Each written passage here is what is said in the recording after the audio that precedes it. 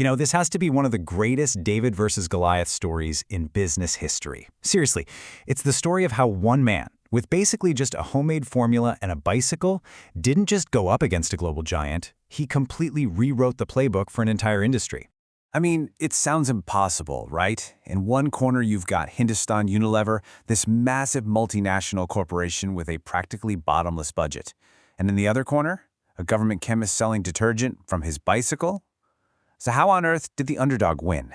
Well, the answer isn't just about a clever business plan, it's about something way more personal. See, this is where the story gets really special. This isn't just about market share or profits. At its very core, this is a story about a father's love and a promise he made to keep his daughter's memory alive forever. Okay, so let's set the scene. We're going back to 1969 in Ahmedabad, India, with the man at the center of it all. So this is our guy, Karsanbhai Patel. By day, he's a regular government lab technician.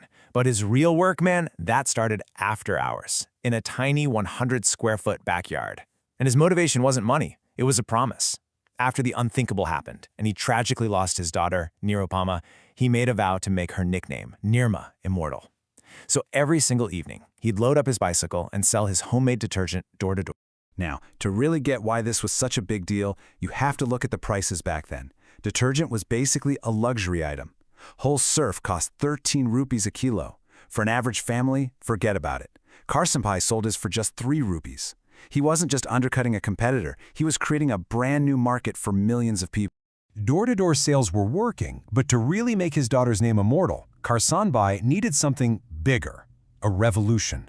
And boy, did he find one, with a tool so powerful it would basically weave Nirma into the cultural fabric of India. First, the packaging. That iconic Nirma girl you see, that's a direct tribute to his daughter. But the real masterstroke, the thing that changed everything, was the jingle. By weaving in 4 of India's most common female names, Hima, Rekha, Jaya, and Sushma, the ad was talking directly to its audience. All of a sudden, Nirma wasn't just a cheap product, it was their brand. But just as things were really taking off, Nirma hit a wall, a huge one, a crisis that could have easily bankrupted the whole company. And what Karsanbhai did next? Well, it's the stuff of business legend. Okay, put yourself in his shoes for a sec. Your product is flying off the shelves, but you're broke. Why? Because the shops selling it just aren't paying you for months. This credit cycle is literally strangling your business. Most people would panic, right? Maybe offer huge discounts just to get some cash. But Karsanbhai Patel, he did something nobody saw coming. He pulled off this brilliant 3-step maneuver. First, he did the unthinkable. He pulled every single packet of Nirma from every store in the country. Poof! It just vanished. Then, with the shelves totally bare, he unleashed this massive ad campaign on TV, creating insane demand for a product you couldn't buy anywhere. The public went nuts. When Karsanbhai finally agreed to restock, he held all the cards. His one condition was simple. You want Nirma? You pay me cash, up front. In one move, he shattered the industry's credit cycle and took total control. This wasn't just about fixing a cash flow problem anymore. Oh no. This was a declaration of all-out war on the market leader, Hull. The detergent wars had officially begun. And the result? It was an absolute slaughter. I mean, look at these numbers. By 1985, Nirma had a mind-blowing 60% of the detergent market, and the mighty HUL with its premium Surf brand, crushed, down to just 7%. Hull was, to put it lightly, freaking out. They launched this secret internal project with a very telling name, Operation Sting, which literally stood for Strategy to Inhibit Nirma's Growth. The giant was awake, and it was angry. So HUL knew it couldn't fight Nirma with its expensive Surf brand. In 1988, they hit back with a direct competitor, a low-cost detergent called Wheel. This started a whole new phase in the war, right as the Indian economy itself was starting to transform. As the 90s arrived, incomes were rising and what people wanted from their products, well, that was changing too. And here's the irony, right?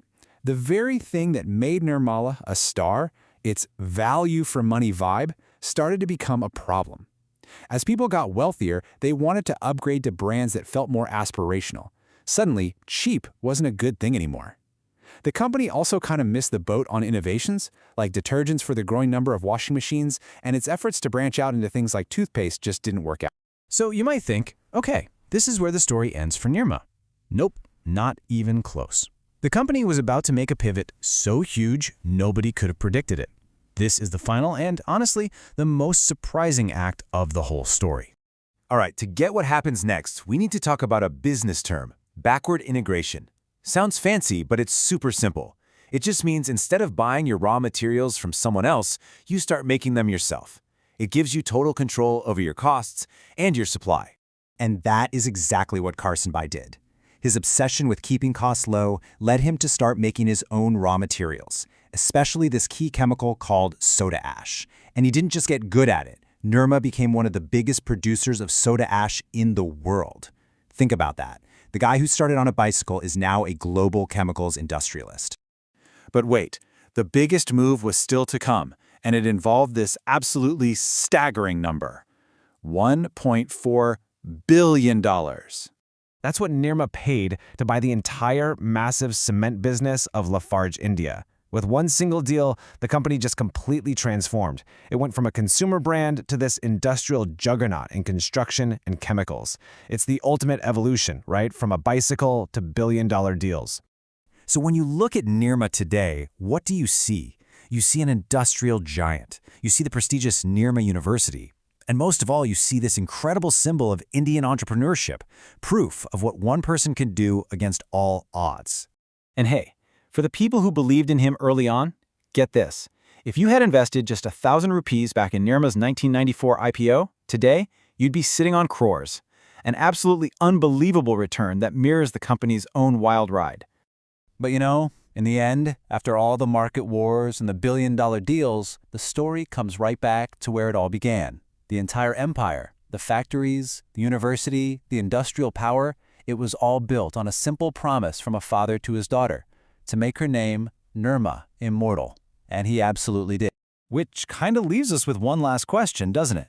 Nirma started by selling soap, but it ended up building a university and an industrial empire. So it really makes you think, what's the true legacy of a great brand? Is it the product that gets you in the door, or is it everything else you build along the way?